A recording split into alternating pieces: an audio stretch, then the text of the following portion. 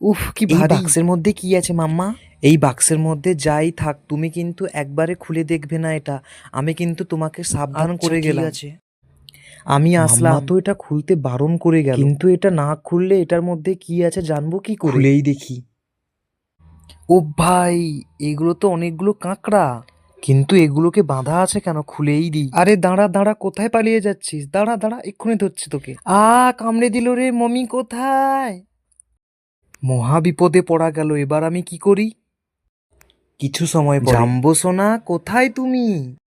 Mummy গো, বাঁচাও আমাকে। হ্যাঁ? তোমাকে বাড়িতে একা ছেড়ে গেলে তুমি সবসময় একটা না একটা গন্ডগোল পাকাবে। এই কাকড়া, দাঁড়া দাঁড়া, এক্ষুনি ধরছি তোকে। আমার জাম্বো সোনাকে আর ভয় দেখালে তোর আমি কি করব তুই দেখিস। এই কাঁকড়াগুলোকে বরং আমি রান্না করে হ্যাঁ, ফেলি, মমি। তাহলে আর কোনো জ্বালাতন সহ্য করতে হবে না। এবার দেখবে ওরা তোমাকে আর জ্বালাতন করতে আসবে না। আর অন্যের জিনিসে হাত দিতে নেই, আমি তোমাকে শিখেছিলাম না? না বাবা, আর কোনোদিন হাত দেব না।